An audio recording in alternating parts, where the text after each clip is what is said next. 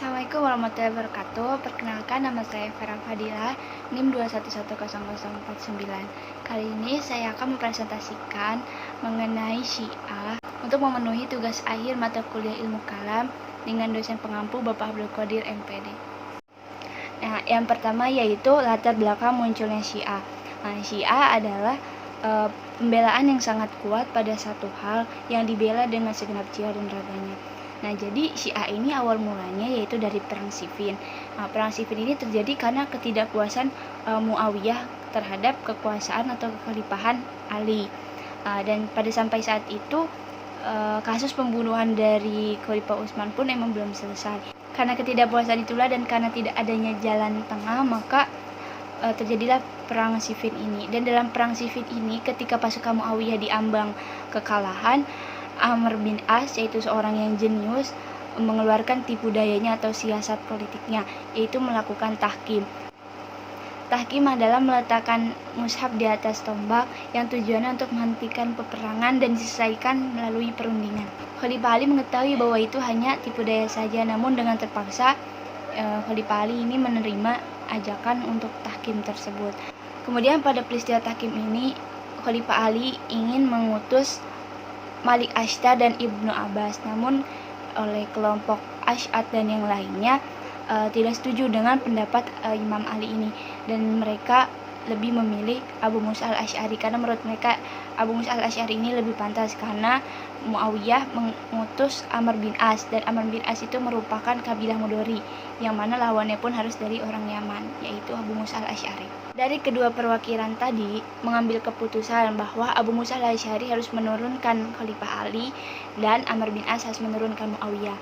Namun Amr bin As ini mengedepankan Abu Musa al-Asy'ari untuk mengumumkan hasil perundingan tadi.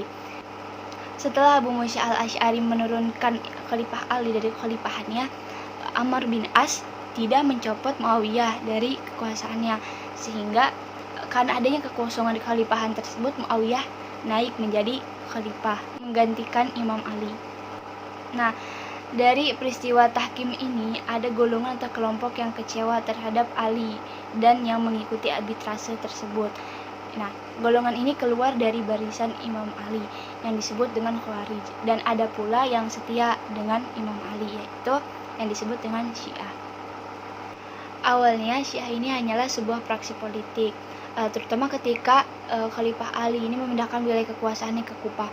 Kemudian disitulah disusupi oleh Abdullah bin Sabah, yaitu seorang Yahudi yang masuk Islam pada masa kekuasaan Khalifah Utsman.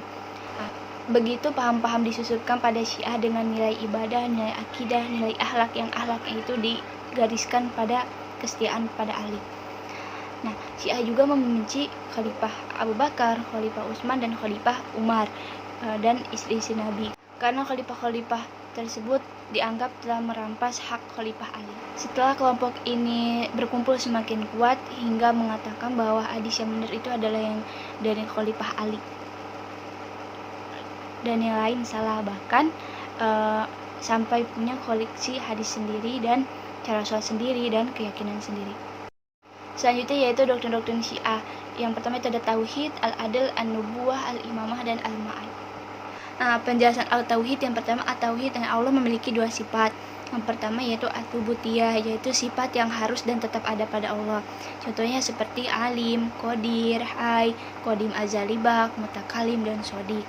Nah, selanjutnya yaitu ada Al-Salbiyah, yaitu sifat yang tidak mungkin ada pada Allah. Contohnya seperti berjisim, bisa dilihat, bertempat, bersekutu, berhajat pada sesuatu, dan merupakan tambahan dari zat yang telah dimilikinya. Selanjutnya yaitu penjelasan mengenai An-Nubuwah. Dalam perkara kenabian, Syiah berkeyakinan bahwa jumlah nabi dan rasul Tuhan adalah 124.000. Selanjutnya, Nabi Muhammad adalah suci dari segala aib dan tanpa kecacatan sekalipun. Dan Nabi Muhammad adalah nabi yang paling utama dari seluruh nabi yang pernah diutus. Selanjutnya yaitu nabi dan rasul terakhir ialah Nabi Muhammad. Dan ahlul bait dari Nabi Muhammad yaitu Imam Ali, Sayyidah Fatimah, Imam Hasan, Imam Husain, dan 9 keturunan dari Imam Husain adalah manusia-manusia suci sebagaimana Nabi Muhammad. Dan selanjutnya yaitu Al-Quran adalah mukjizat kekal Nabi Muhammad. Nah, selanjutnya yaitu ada penjelasan Al-Imamah. Al-imamah berarti kepemimpinan dalam urusan agama sekaligus dalam dunia. Ia merupakan pengganti Rasul dalam memelihara syariat, melaksanakan hudud, dan mewujudkan kebaikan serta ketentraman umat. Nah, poin selanjutnya yaitu tokoh-tokoh Syiah. Tokoh-tokoh Syiah di sini ada Abu Dzar Al-Ghifari, Miqdad bin Al-Aswad, dan Ammar bin Yasir. Selanjutnya yaitu perkembangan Syiah. Yang pertama itu Syiah Gulat. Terdapat beberapa golongan yakni As-Sabaiyah, Al-Khattabiyah, Al-Ghurabiyah, Al-Qaramito, Al-Mansuriyah, An-Nusaiziyah, Al-Kayaliyah, Al-Kaiseniyah, dan lainnya. Golongan ini hampir dapat dikatakan telah punah. Dan yang kedua yaitu Syiah Ismailiyah. Tersebar di banyak negara seperti Afghanistan, India, Pakistan, Suriah, Yaman, serta beberapa negara barat yakni Inggris dan Amerika Utara. Kelompok ini meyakini bahwa Ismail, putra Imam Ja'far as-Shadiq, adalah imam menggantikan ayahnya. Ismail dikabarkan wafat 5 tahun sebelum ayahnya, namun menurut kelompok ini, Ismail belum wafat dan akan kembali tampil di bumi sebagai Imam Mahdi. Yang ketiga yaitu Syiah Zaidiyah. Ini adalah kelompok Syiah pengikut Zaid bin Muhammad bin Ali Zainal Abidin bin Husain bin Ali bin Abi Thalib radhiyallahu anhu. Zaid lahir pada 80 Hijriah dan terbunuh pada 122 Hijriah. Zaid dikenal sebagai tokoh yang melakukan perlawanan terhadap kekuasaan semena-mena yang diterapkan Yazid, putra Muawiyah pada zaman Bani Umayyah. Kendati golongan ini yakin kedudukan Ali bin Abi Thalib radhiyallahu anhu lebih mulia ketimbang Abu Bakar, Umar, dan Utsman, mereka tetap mengakui ketiganya sebagai khalifah yang sah. Lantaran masih menganggap 3 sahabat Nabi yang lain, Syiah Zaidiyah dinamakan Ar-Rafidah, yakni penolak untuk menyalahkan dan mencaci. Dalam menetapkan hukum, kelompok ini menggunakan Al-Quran dan Sunnah dan Nalar. Mereka tidak membatasi penerimaan hadis dari keluarga Nabi semata, tetapi mengandalkan juga riwayat dari sahabat-sahabat Nabi yang lainnya. Yang selanjutnya yaitu Syiah Isna Asyariyah. Kelompok ini dikenal juga dengan nama Imamiyah atau Japariyah, yang percaya 12 imam dari keturunan Ali bin Abi Thalib dan Fatimah Zahra, putri Rasulullah SAW. Syiah Isna Asyariyah merupakan mayoritas penduduk Iran, Irak, dan ditemukan juga di beberapa daerah di Suriah, Kuwait, Bahrain, India, Saudi Arabia, dan beberapa daerah bekas Uni Soviet. Ini adalah kelompok Syiah mayoritas. 12 imam. Disebut juga Imamiyah atau Isna Asyariyah atau 12 imam karena mereka percaya bahwa yang berhak memimpin kaum muslim hanyalah para imam dari Ahlul Bait, dan mereka meyakini adanya 12 imam. Aliran ini adalah yang terbesar di dalam Syiah. Urutan imamnya adalah 1. Ali bin Abi Thalib, 2. Hasan bin Ali, 3. Husain bin Ali, 4. Ali bin Husain, 5. Muhammad bin Ali, 6. Ja'far Muhammad, selanjutnya itu Musa bin Ja'far, Ali bin Musa, Muhammad bin Ali, Ali bin Muhammad, Hasan bin Ali, dan yang 12 adalah Muhammad bin Hasan, juga dikenal dengan Muhammad Al-Mahdi.